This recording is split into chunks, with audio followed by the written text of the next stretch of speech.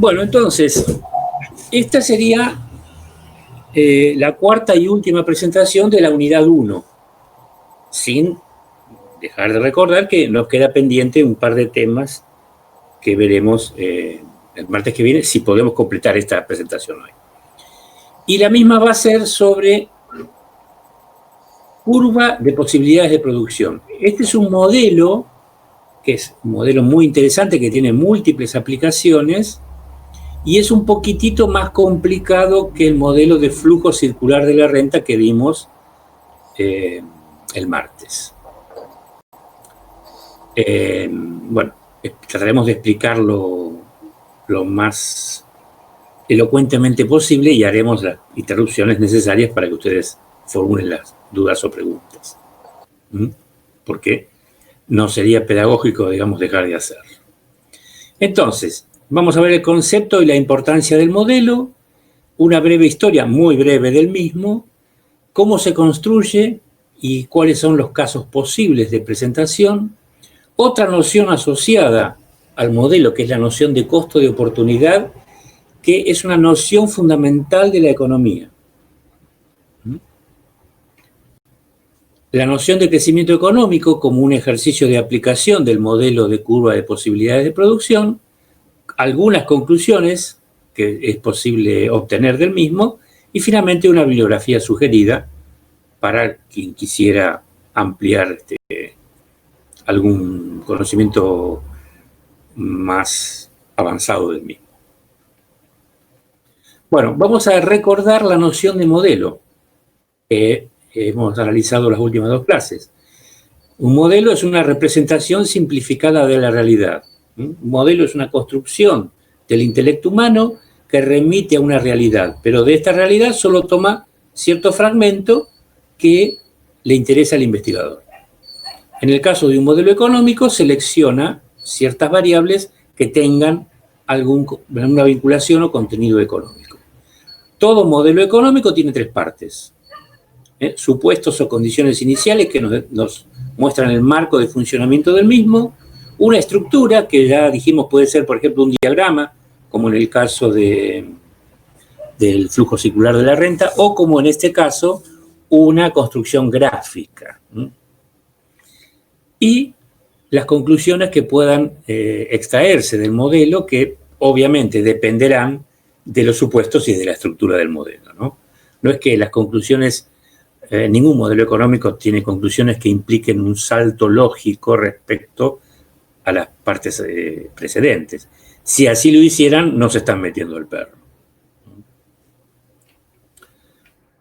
Bueno, entonces, este modelo lo pueden encontrar en la literatura con tres nombres: curva de posibilidades de producción, frontera de posibilidades de producción o curva de transformación. En los textos más antiguos aparece con el nombre de curva de transformación porque efectivamente, como vamos a ver, el modelo permite mostrar cómo se transforma la producción de una mercancía en otra, digamos. O más correctamente dicho, cómo se transforma la combinación productiva al derivar factores de la producción de uno a la producción del otro bien. También se la llama frontera de posibilidades de producción porque lo que permite mostrar, como veremos, es el límite de las posibilidades productivas de un país, por ejemplo. No se puede ir más allá, como no se puede ir más allá de una frontera. O la forma más sencilla, curva, porque normalmente tiene esa forma de una curva. Entonces, este modelo es muy interesante porque es casi, aunque no fue concebido para eso, un ejercicio de aplicación de las tres E que están presentes en la definición de Robbins, como dijimos al inicio del curso: escasez, eficiencia y elección. Y ahora vamos a ver por qué. La escasez está desde el principio porque un supuesto del modelo, como veremos a continuación, es que hay una dotación fija de factores productivos. Dotación quiere decir una cantidad. Hay una cantidad determinada de factores productivos y no hay más. O sea, tenemos que arreglarnos con eso. ¿Vieron la película Náufrago? Bueno, Náufrago es un ejercicio moderno del Robinson Crusoe, digamos, ¿no? Que es un ejemplo muy usado en la literatura neoclásica. ¿Por qué? Porque Robinson Crusoe, digamos, o Tom Hanks en la película, padece la escasez y tiene que resolver un problema económico sin el auxilio de una sociedad. Está él solo. Por lo tanto, tiene que encontrar cómo imputar su tiempo, ¿sí?, para lograr solucionar el problema económico de la mejor manera posible. Y bueno, y tiene los recursos que la isla tiene, no tiene más. ¿Por qué la eficiencia? Bueno, porque el modelo muestra en qué circunstancias una economía puede lograrla. Vamos a definir de movida qué es eficiencia para distinguirla de lo que es la eficacia. Si ya lo hice, me disculpo. Eficacia es lograr resultados, simplemente. Eficiencia es lograr resultados con el menor esfuerzo posible, con el menor costo en términos económicos. Lograr lo máximo posible con el menor esfuerzo. Se llama también ley del menor esfuerzo o ley hedónica del placer en economía. ¿Y por qué elección? Bueno, porque de las múltiples combinaciones productivas eficientes que van a aparecer en el modelo, como veremos, es tarea de las personas elegir una. ¿Cuál? Bueno, aquella que se adaptaría mejor a sus necesidades o deseos. Nosotros este último problema no lo vamos a resolver en un curso introductorio, porque requeriría el concurso de ciertas herramientas gráficas que no vamos a utilizar. Así que esta parte va a quedar,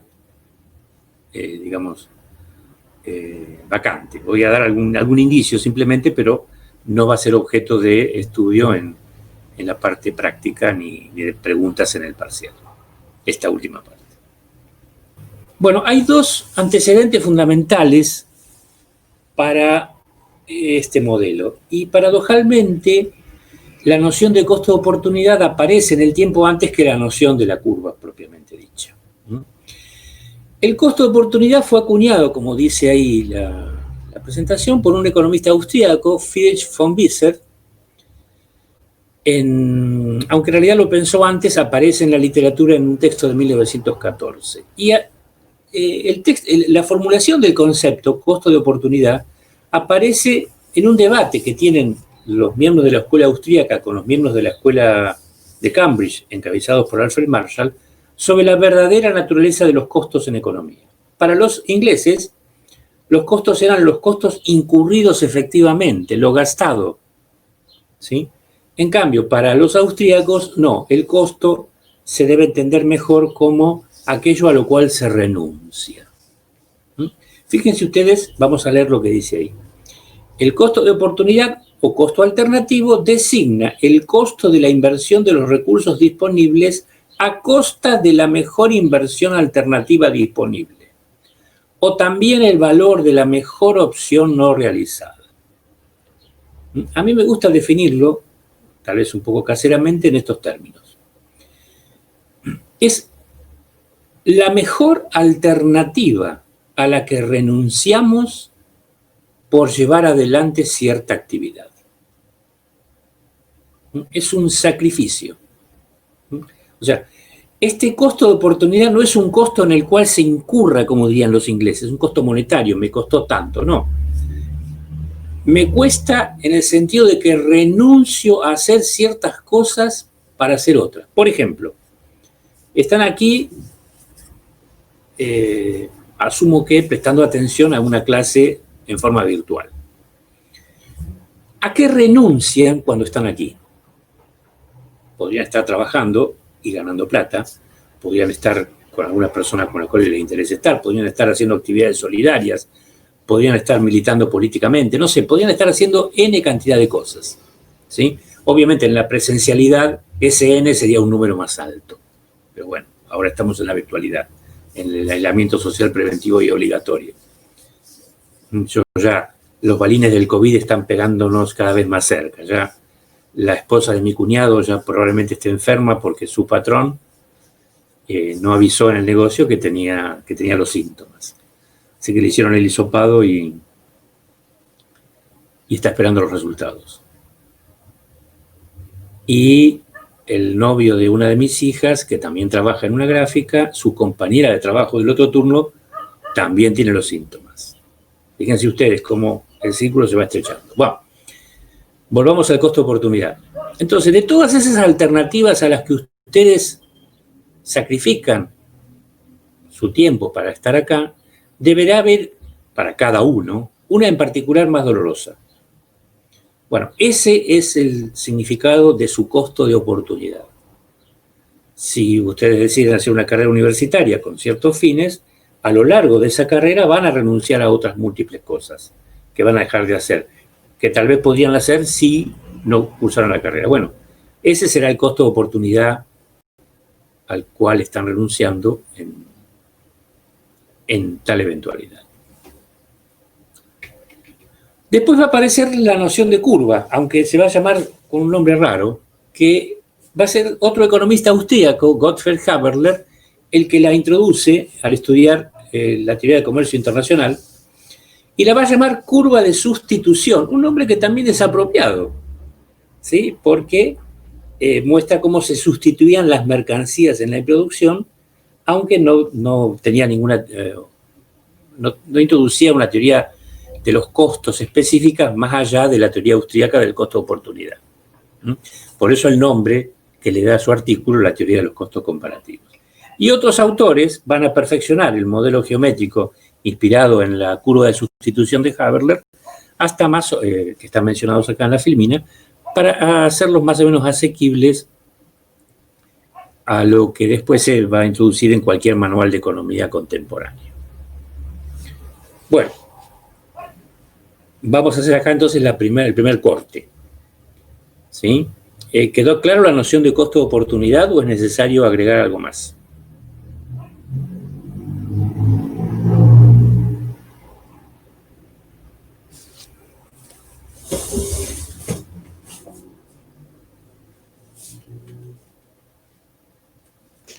Hola, profesor, ¿qué tal? ¿Cómo le va? ¿Qué dice? Sí, no, yo la entendí la noción de costo de oportunidad, la que no entendí mucho es la de curva de sustitución. No. Bueno, no, curva de sustitución es el nombre que le da Haberler. Está bien. Okay. Para poder entender el nombre, digamos, tendremos que ver el resto. Porque ahí va a ver usted qué es lo que se sustituye en la curva. ¿Sí? Gracias. Bueno. ¿Algo más?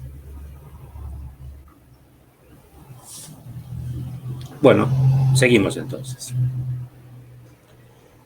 Dijimos que todo modelo económico tenía supuestos. Vamos a presentar los supuestos de la curva de posibilidades de producción. Los voy a distinguir entre supuestos explícitos e implícitos. ¿Por qué? Porque normalmente en los textos son los primeros los que aparecen. Los otros no son mencionados, pero sin embargo son tan importantes como los primeros.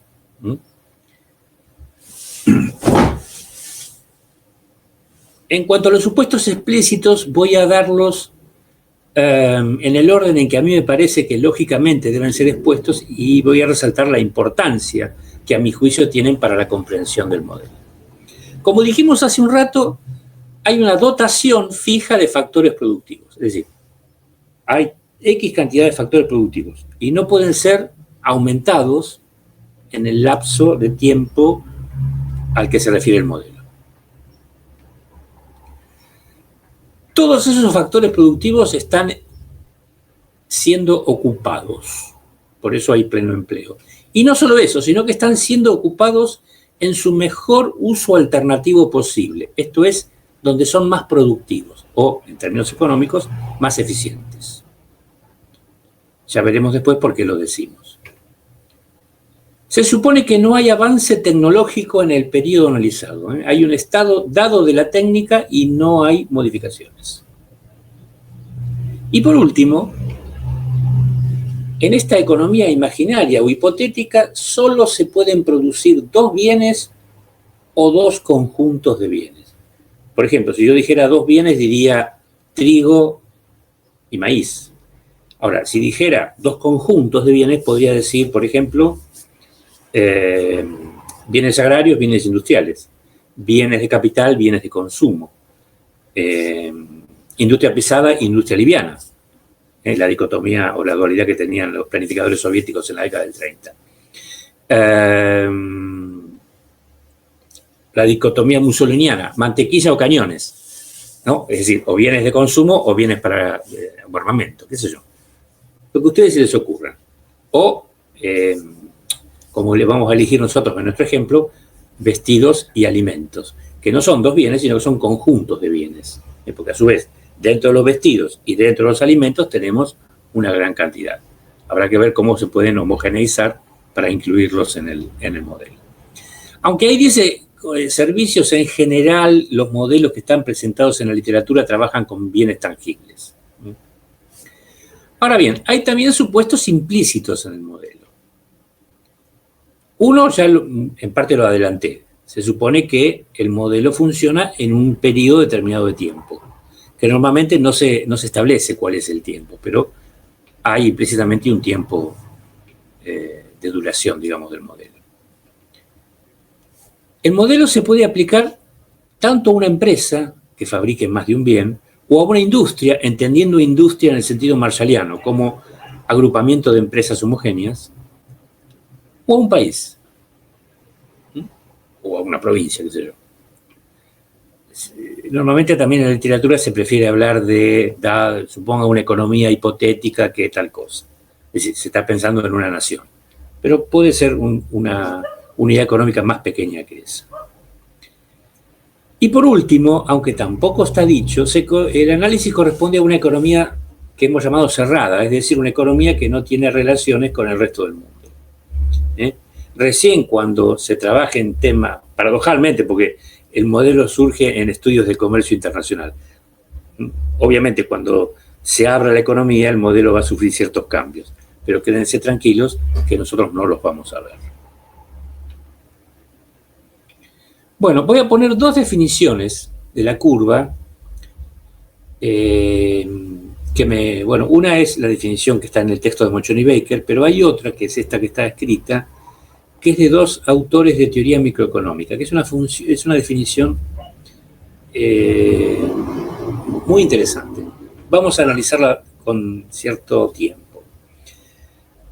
Fíjense que estos autores, Ferguson y Gould, Ferguson ya falleció, no dice la curva, dice la frontera, la FPP, frontera de posibilidades de producción, o curva de transformación, es el lugar geométrico. En realidad el tipo dice es el locus, que es un nombre que usan mucho los microeconometristas. Locus es una palabra latina que significa lugar, simplemente. Ustedes dirán que es el origen de la palabra loco. Sí, también es el origen de la palabra loco, porque el loco es una persona que está en un lugar mental del cual no puede salir. Fíjense qué interesante. Bueno, entonces la FPP es el lugar geométrico, porque el modelo es de ese tipo, que indica el nivel de producción de un bien que se puede obtener como máximo. Ahí está la noción de frontera. Podemos llegar hasta ahí, no más allá, cuando el volumen de producción del otro bien está dado. O sea, sería así: dado un nivel de producción de alimentos, puedo producir tanto de vestidos, por ejemplo. Al igual que la cantidad total de recursos. Obviamente, ya dijimos que los recursos o factores son limitados. Esta curva, ahí la define como una curva, y efectivamente en su libro lo presenta de esa manera, dependerá de tres cosas. Primero, cuánto hay de cada uno de los recursos que se están poniendo en juego en la economía, de cómo se distribuyen entre uno y otro. Eso es lo que se entiende por proporción global, ¿sí? O sea, si hay más de un factor que del otro, etcétera, porque eso nos indica el tipo de tecnologías que se están usando. Y por último, del estado del arte, es decir, del estado tecnológico, en cada momento histórico considerado, que normalmente ese estado tecnológico está incluido en ciertos enunciados microeconómicos que se denominan funciones de producción, que nosotros tampoco veremos. La definición de Mochon y Baker es un poco más sencilla.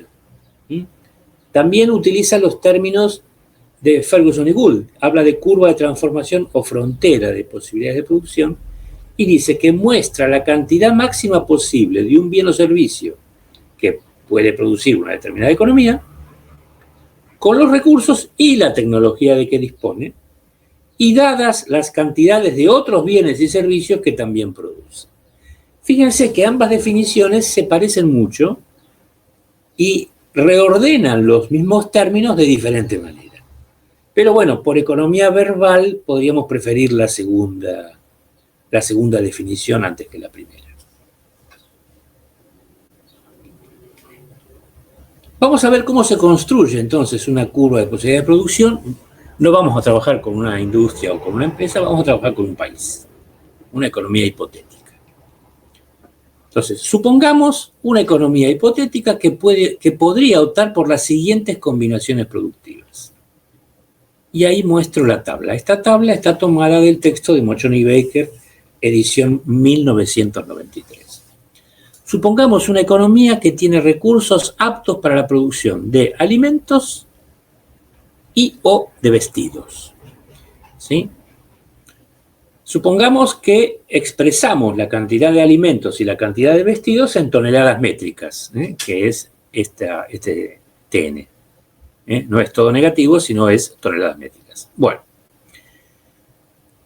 por un lado podríamos pensar que esta economía dedicase todos los factores de la producción solamente a vestidos. Y ahí teníamos una combinación productiva que hemos llamado A, en la cual se produce todo vestidos y nada de alimentos. En el otro extremo, podríamos pensar que se produzca solamente alimentos. Bueno, ahí tenemos la combinación E. Todo alimentos y nada de vestidos. Ya de movida, podríamos pensar que los factores que tiene esta economía, dados estos datos, parecerían ser más eficientes para producir vestidos, porque si se dedicasen todos a la producción de vestidos, se permitiría obtener una mayor cantidad medida en toneladas. Puede ser, no lo sé. Ahora, una economía que solo satisfaciera una necesidad, por ejemplo, la vestimenta o la alimentación, está en problemas. En economía siempre se dice que es preferible satisfacer más necesidades que menos. Por lo tanto, es más factible pensar que una economía producirá una combinación de cierta cantidad de uno y cierta cantidad de otro. Y ahí tenemos otras tres posibilidades de producción que están indicadas con los puntos B, C y D. Fíjense, en el punto B se produce una tonelada de alimentos, pero ya se producen menos vestidos, 17. En el punto C se produce una tonelada más de alimentos, pasamos de 1 a 2, pero se reducen las cantidades de vestidos. Caramba, se reducen de 17 a 14. En el punto D, o la combinación D, aumenta la producción de alimentos en 1 tonelada más y se reduce la cantidad de vestidos en 5. Y bueno, el punto B ya ni hablar, ¿no? Para poder producir 1 tonelada adicional más de alimentos, perdemos 9 toneladas, porque pasamos de 9 a 0. Por supuesto, este es un ejemplo arbitrario, digamos, ¿no? Inventado. Pero bueno, sirve para especificar de lo que estamos hablando. Entonces, ¿qué hacemos con esto? Bueno, miren, tenemos dos variables, ¿sí? Y esto explica el cuarto gráfico, el cuarto supuesto. Solamente se pueden producir dos bienes o conjuntos de bienes. ¿Qué importancia tiene eso? Porque una economía hipotética produce miles y hasta decenas de miles de bienes. Bueno, si restringimos ese conjunto a dos bienes, podemos representarlo en un plano, porque un plano tiene solamente dos dimensiones. ¿Y cómo sería la representación así a priori, digamos? Bueno, sería del siguiente tipo. En un plano cartesiano, o en un gráfico de coordenadas cartesianas, ¿sí? Dados por dos ejes, que reciben un nombre el eje horizontal recibe el nombre de abscisas y el eje vertical recibe el nombre de ordenadas.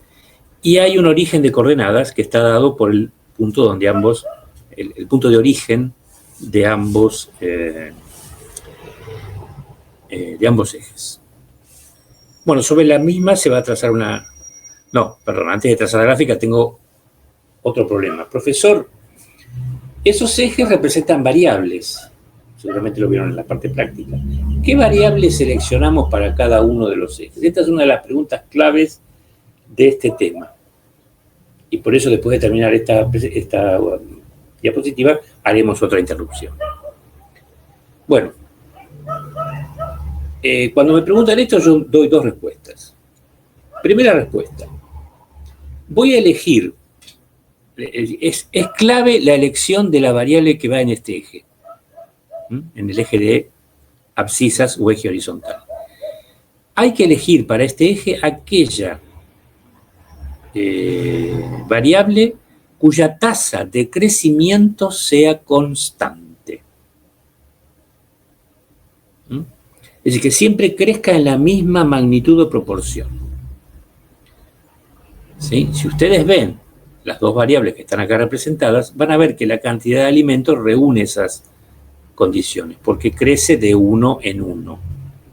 En cambio, la cantidad de vestidos, si la tomo en su forma creciente, es decir, desde la combinación E hasta la combinación A, no crece a una tasa uniforme. Por lo tanto, vamos a representar la cantidad de alimentos en el eje de abscisas y obviamente la otra variable se representa en el otro eje, cantidad de vestidos. El espacio así delimitado entre el origen y los dos ejes se llama espacio de bienes, ¿sí? O servicios si fuera el caso. Y aquí es donde se van a representar todas estas combinaciones productivas en un gráfico que veremos seguidamente. Pero bueno, supongamos que la trazo a mano alzada. Si la trazo a mano alzada me va a dar un gráfico de esta manera o de esta forma. Fíjense ustedes, una curva a la que voy a llamar curva de posibilidades de producción. Vamos a usar ese nombre para la parte gráfica. Muy bien, hacemos la segunda interrupción y escuchamos sus preguntas.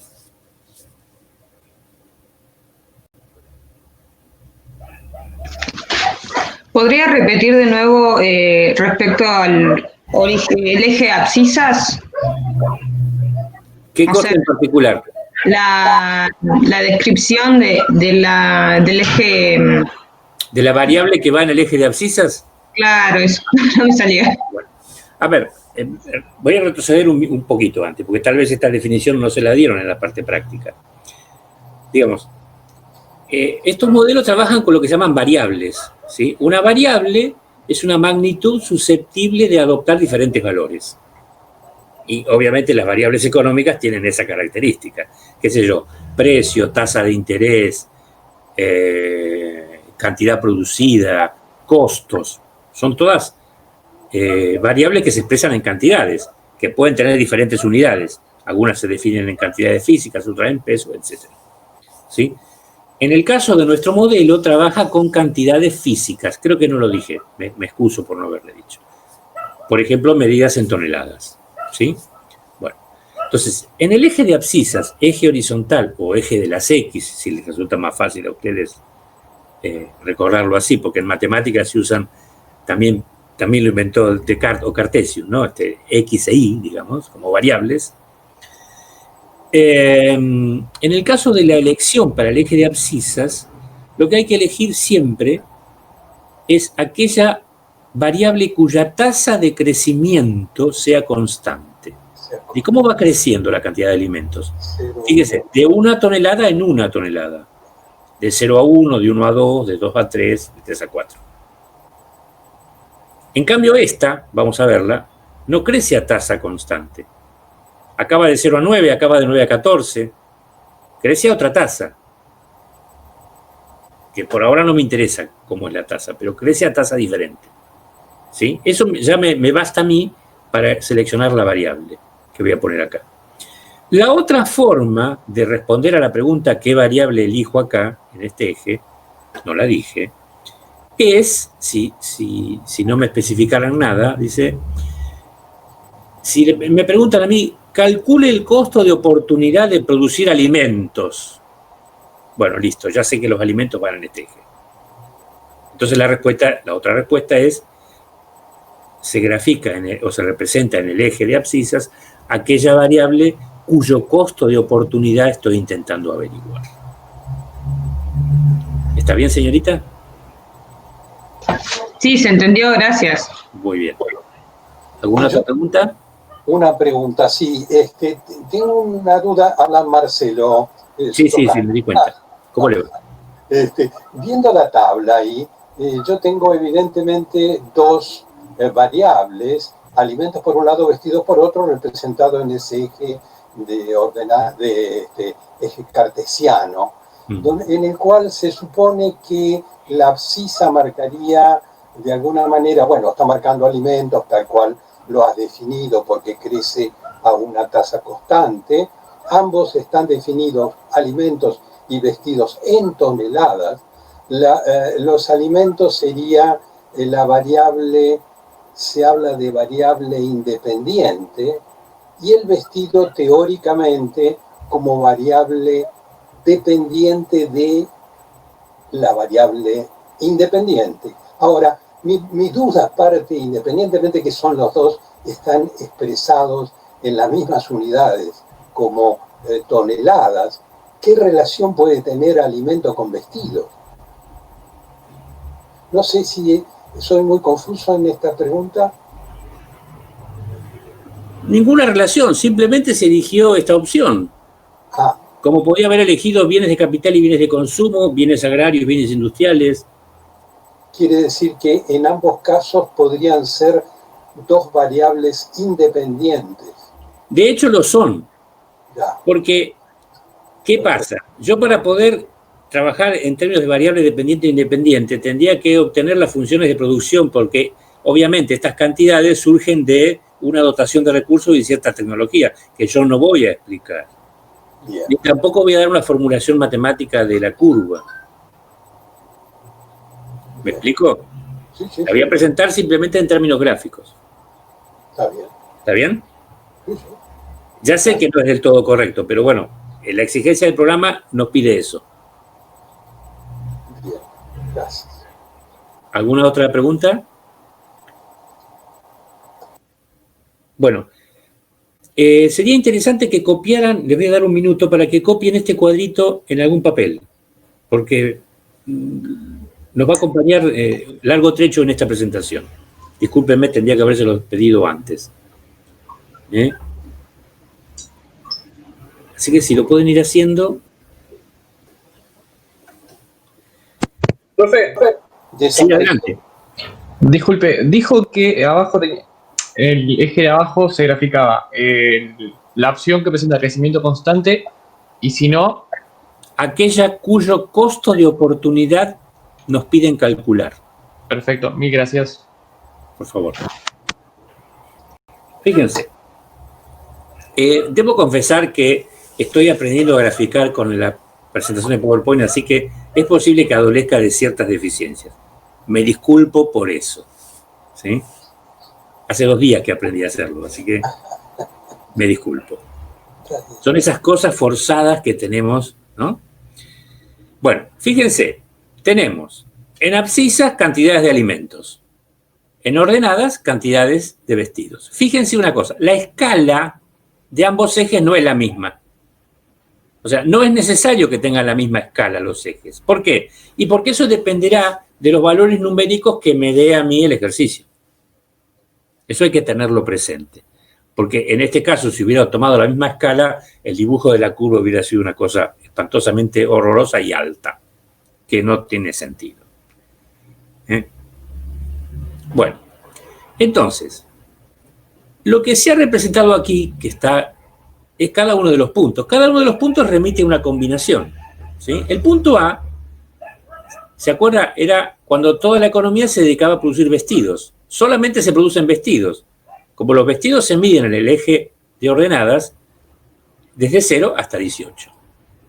Y como el eje de de alimentos mide alimentos, también va de 0 hasta 4. Bueno, aquí, en este lugar, hay 0 de alimentos y 18 de toneladas. Y 18 de vestidos. La combinación B reduce la producción de vestidos en 1 para aumentar la producción de alimentos en 1. La combinación C permite aumentar la producción de alimentos en 2, de 1 a 2, pero se reduce la producción de vestidos de 18 a 14. La combinación D permite aumentar la producción de alimentos en 1 tonelada, pero se reducen en 5 toneladas la producción de vestidos. Bueno, el número 9 está aquí, ¿no? Entre el 8 y el 10.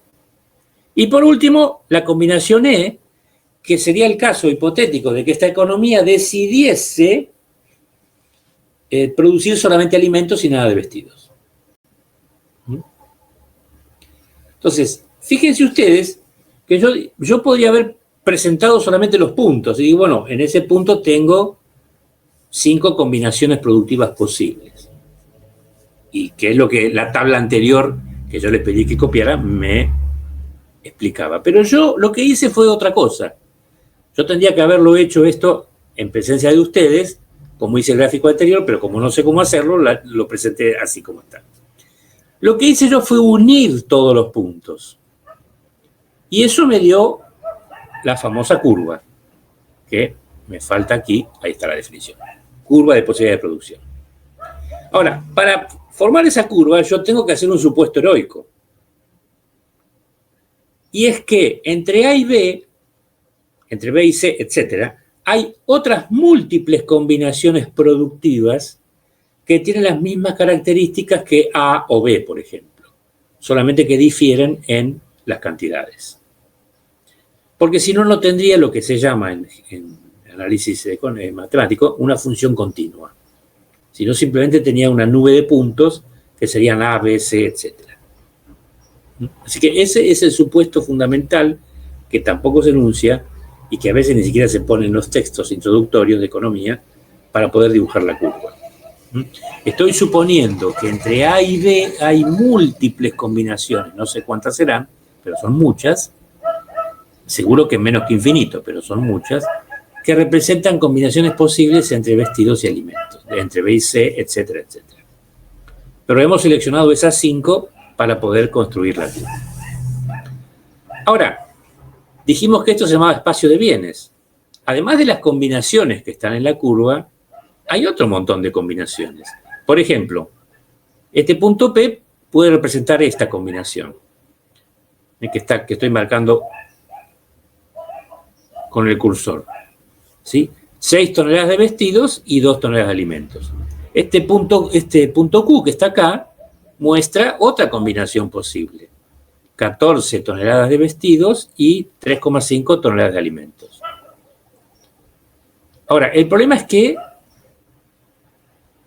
a la combinación P esta economía puede llegar sin ninguna dificultad porque está debajo de la frontera de posibilidad de producción. En cambio, la combinación Q es inalcanzable porque está por encima, está más allá de la frontera. Y no tengo forma de cruzarla dado los supuestos del modelo. Entonces, esto me delimita 3 tipos de combinaciones productivas diferentes que las analizaremos más adelante.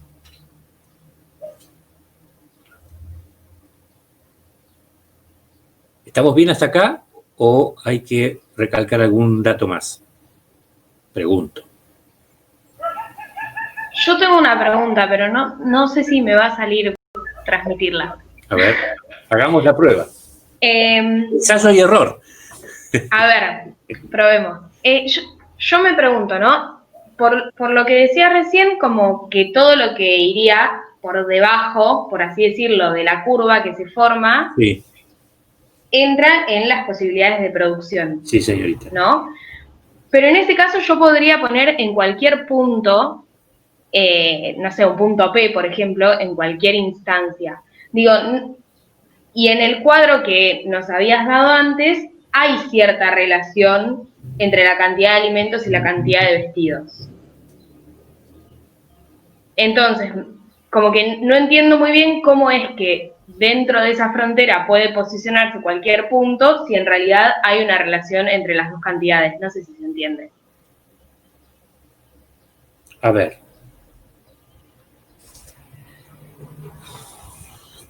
Dijimos que el modelo quería mostrar escasez y eficiencia. ¿Usted diría que los puntos que están sobre la curva A y B, por ejemplo, B y C, etcétera, son puntos eficientes de esta economía? Recuerda la definición, la máxima cantidad que puede producirse dado bla, bla, bla, bla, bla. Sí, entonces sí. Muy bien. Ahora, P, ¿sería eficiente? Ahí va, no, claro. No, claro que no. Está. Si esto fuera una economía, diríamos, bueno, en C la economía está en pleno empleo. Claro. Porque se supone que todos los factores están ocupados y además en su uso más eficiente. En P no. Bien, ahí va. Entonces, esta economía tiene problemas, si esto fuera una economía. Claro. El caso argentino de hoy, por ejemplo. En realidad, el caso del mundo de hoy. Está. ¿Está claro? Gracias, sí. Ahora, sí. en cambio, este punto que está acá, no podemos llegar con la dotación de factores que tenemos. Pero si algo pasara en la economía, a lo mejor podríamos llegar mañana. ¿Me explico? Sí, sí, sí. Bueno. Vio que se explicó, se hizo entender perfectamente, señorita. Bueno, gracias. Confía en sus propias fuerzas. ¿Alguna otra pregunta? Muy bien, sigamos. Entonces, recuerden... Perdón, sí, yo tenía otra pregunta que Adelante. anoté, pero...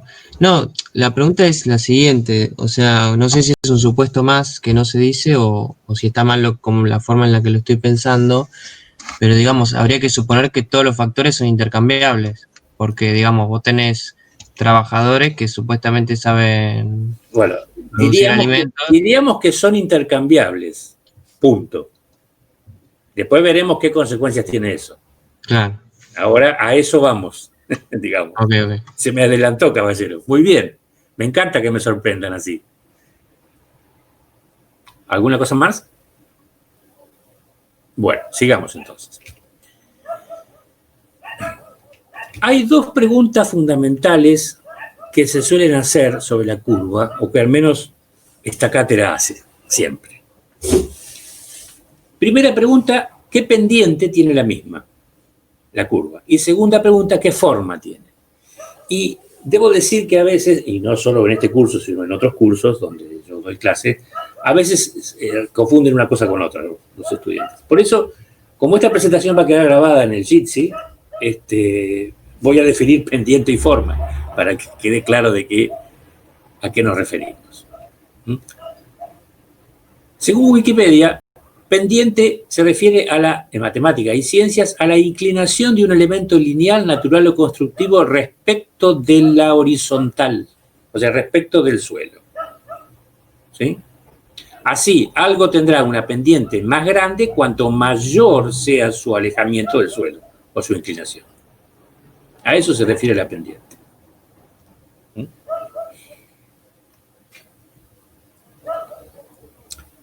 Ahora, como aquí estamos en matemático, estamos realizando una función que se puede representar gráficamente, la pendiente es básicamente, en una función de cualquier tipo, puede ser, digo, esto es dicotómico, puede ser positiva o negativa. Si es positiva, significa que la relación entre las variables que están representadas en esa función es directa. Y si es negativa, como en este caso, significa que la relación que hay entre las dos variables es inversa. Entonces, ¿cuándo hay relación directa entre variables? Cuando ambas crecen o decrecen simultáneamente. ¿Y cuándo hay relación inversa? Cuando al crecer una, la otra disminuye. Si vemos la tabla otra vez, vamos a ver que a medida que la cantidad de alimentos crece, la cantidad de vestidos decrece. ¿Sí? Acabamos de 0 a 1, 2, etc. Acabamos de 18, 17, 14, etc. O sea, a medida que los alimentos crecen, los vestidos decrecen, o sea que la relación es inversa. Luego la pendiente es negativa, como hemos visto en la función que se expresa en el gráfico anterior.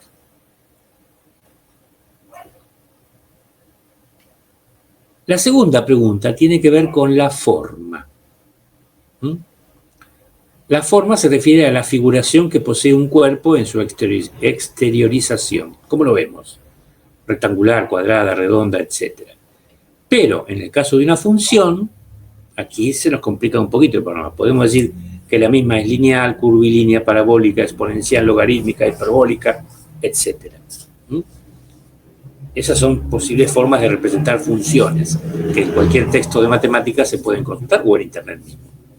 Pero también aquí la respuesta es más sencilla al aludir a la forma. Está claro que la función es curvilínea, la que yo he presentado. No es lineal, es una curva. ¿Sí? Ahora, esa curva puede ser de dos maneras. O es cóncava o es convexa, o es las dos cosas, según el punto de mira del observador. Y esto lo digo porque hay libros que hablan de la concavidad de la frontera de posibilidad de producción y hay libros que hablan de la convexidad de la frontera de posibilidad de producción. Y están hablando de la misma cosa. Lo que cambia es el punto de mira. Entonces, si la vemos desde el origen de coordenadas, desde 0, es cóncava. Pero si la vemos desde afuera, es convexa. Según la siguiente definición, que también está robada a Internet.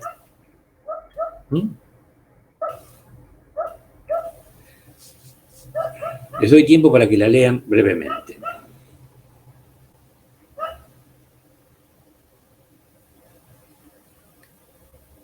Ahí está, cóncavo y convexa son opuestos. Y ahí tenemos la explicación sencilla. Este es el lado cóncavo o concavidad y este es el lado convexo, visto desde afuera. Y aquí al revés. Piensen en esto como en un bol, donde, no sé, se pone huevo, harina, azúcar y se mezcla una masa cualquiera para hacer algo. Bueno, si yo me posiciono por encima del bol y lo miro, estoy viendo la concavidad del mismo.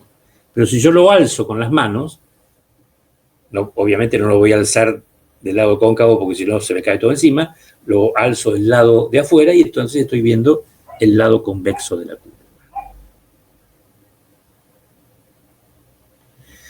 ¿Por qué importa la pendiente negativa? Bueno, importa por el tema de cómo es la relación entre las cantidades de bienes que estamos analizando. ¿Por qué importa la forma? Ahora lo vamos a ver porque tiene que ver con el tipo de costos de oportunidad que se presentan. No es una pregunta caprichosa, digamos. ¿Sí? Hago otra pausa acá y escucho las inquietudes que puedan tener. Los que tuvieron física en la escuela secundaria, no sé si se sigue dando física en la escuela secundaria, deberían recordar algo de lentes cóncavas y lentes convexas, que se usan óptica, es una aplicación, y que los que usan anteojos lo saben, unas curan la miopía y otras no curan, permiten, digamos, superar la miopía y otras permiten superar la hipermetropía. Nunca me acuerdo cuál es cuál, pero bueno, es así. Profe, Adelante, señorita. yo no sé si lo anoté bien, si escuché bien, que era cuando la pendiente es positiva, es cuando ambas crecen o decrecen a la vez. A la vez, sí. Bien, está bien. No me había quedado, no sabía si lo había entendido bien. No, sí, Gracias. sí, porque pueden, digamos, supongamos, a ver, no sé si hay madres acá. Hay varias madres anotadas en el curso, pero no sé si están acá presentes. Sí, yo soy madre. Muy bien. ¿A usted le dieron cuando su hijo o hija nació una libreta sanitaria? Sí, sí. Usted la leyó con atención, me imagino. Por supuesto. Y habrá visto que en una paginita aparecen las llamadas curvas de crecimiento. Sí. Bueno, entonces ahí ¿qué tienen? En el eje de abscisas tiene la edad. No me acuerdo ahora si medida en meses o en años o en ambos. Meses. Y en el eje de ordenadas tiene la estatura. Exacto. ¿Sí? Y hay tres curvas. ¿verdad? 3 curvas. Me parece que se hace fácil. En realidad son 3, estas son logarítmicas las curvas, Ajá. porque crecen a tasa decreciente, porque obviamente un niño alcanzado cierta edad ya deja de crecer como cuando era bebé, si no, mediríamos mucho, digamos. Y hay 3 curvas porque se supone que, digamos, estadísticamente hablando, hay un promedio de crecimiento, pero hay quienes crecen por encima y por debajo del promedio. Bueno, ahí tenemos relación directa, ¿sí? Porque a medida que van cumpliendo meses, su estatura crece. Y si no crece, están en problemas. Claro. Los niñes, les niñas. Ahí tenemos un ejemplo de relación directa. Le puedo dar otro ejemplo menos simpático de relación directa, digamos. Si uno come como un dragón, consume más alimentos, va a pesar más. ¿Está bien? Ahí también tenemos relación directa. Exacto. Y, bueno, no es un lindo ejemplo, pero si uno sufre privaciones en términos de en cuestión alimentaria, su peso va a descender. Ahí tenemos 2 variables también que tienen relación directa, porque ambas descienden simultáneamente. Muy bien. Bueno, ¿y por qué entonces la curva es cóncava vista desde el origen o convexa vista desde afuera? Es decir, ¿por qué tiene la forma esa? Porque el costo de oportunidad, es decir, el costo de la mejor alternativa perdida por llevar adelante cierta actividad o emprendimiento, es creciente. ¿Y cómo puedo saber que es creciente? Bueno, ahí está el gráfico, perdón, está la tabla anterior con los mismos datos, a la cual le he agregado una nueva columna para calcular el costo de oportunidad. No se atormenten, que ahora vamos a explicarlo, digamos. Recuerden, el costo de oportunidad es el costo de la mejor alternativa perdida. Ahora, en este modelo solo tengo 2 posibilidades productivas. O produzco alimentos, perdón, o la economía produce alimentos o produce vestidos. Por lo tanto, producir más alimentos significa sacrificar vestidos. Y a la inversa, producir más vestidos significa sacrificar alimentos. Por lo tanto, el costo de oportunidad lo medimos en la cantidad del otro bien al que se renuncia para producir más del que estoy considerando. Recuerden que hemos representado a los alimentos en el eje de abscisas, por lo tanto, lo que estamos midiendo es el costo de oportunidad de producir alimentos. Y lo digo así lentamente para que quede bien grabado. El costo de oportunidad se calcula siempre entre opciones, entre A y B, entre B y C, entre C y D y entre D y E. Por eso ustedes ven solamente 4 numeritos ahí y no 5. Y se hace aplicando una formulita. Yo lo lamento enormemente, pero no hay otra forma. ¿Cómo se lee esa expresión? Bueno, esto es costo de oportunidad entre A y B, ¿sí? Es igual a un cociente. Este es el signo de división. En el numerador, es decir, en la parte de arriba del cociente, este triangulito y la letra I, porque I es la variable que representa lo que esté representado o consignado en el eje de ordenadas. Y este triangulito significa variación. Es la letra griega delta mayúscula. Entonces, ¿cómo se lee esto? Variación de Y sobre variación de X. Traducido a nuestro esquema sería variación en la cantidad de vestidos dividido variación en la cantidad de alimentos. Miren qué fácil. Ah, bueno, pero tengo números, profesor, tengo que hacer una cuentita, me temo. Porque si tengo números, los números me invitan a hacer un cálculo. Entonces, fíjense. Variación en la cantidad de vestidos entre A y B. Siempre partimos no del inicio, sino del final. Entonces, los vestidos al final son 17. Y al principio eran 18. Así que tengo 17 menos 18. ¿Sí? En cambio, la variación de la cantidad de alimentos es al revés. En B tengo 1 tonelada y en A tenía 0 toneladas. 1 menos 0. Entonces, eso, digamos, 17 menos 18 en el numerador es menos 1. En cambio, la expresión que está en el otro término, que se llama denominador, es 1 menos 0 es igual a 1. Como 1 es el elemento neutro de la división y de la multiplicación, significa que al multiplicar por 1 o al dividir por 1, el resultado es el número anterior, el número que multiplicamos o que dividimos por 1. Es decir, menos 1. Ahora, un costo expresado con un signo negativo parecería no tener sentido económico. Entonces, para darle sentido económico, lo que hacemos es envolverlo entre barras de valor absoluto. Yo me disculpo, encontré corchetes en el teclado y no barras, ¿sí? Así que ahí calculé el costo de oportunidad entre A y B. Y ahí abajo están expresados, ya calculados, los costos de oportunidad de nuestra gráfica entre B y C, entre C y D y entre D y E. Con la misma metodología. Lo único que yo los invito a que ustedes lo hagan en sus casas con lápiz y papel, no ahora, cambiando los números. Entonces, este es el costo de oportunidad en este tramo de la curva, menos 1. ¿Cómo se lee ese menos 1? Aquí viene una cosa aterrorizante.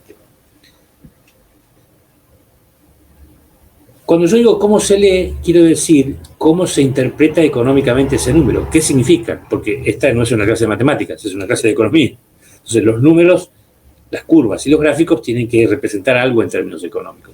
Si no, no sirven para nada. La interpretación económica de este menos 1 entre barras de valor absoluto es la siguiente. Para producir una unidad adicional de alimentos, esta economía debe sacrificar una unidad de vestidos. El costo de oportunidad siempre se expresa en términos de una unidad, por el concepto mismo de división. ¿Cómo se interpreta este menos 3? Bueno, para producir una unidad adicional de alimentos deben sacrificarse o resignarse 3 unidades de vestidos. ¿Cómo se interpreta este menos 5? Bueno, para producir una unidad adicional de alimentos deben resignarse o sacrificarse 5 unidades de vestidos. Y el menos 9 de la misma manera. Para producir una unidad adicional de alimentos deben resignarse 9 unidades de vestidos. Fíjense que dije unidades, no dije toneladas, dije unidades, porque el costo de oportunidad se expresa de esa manera, en unidades. Muy bien.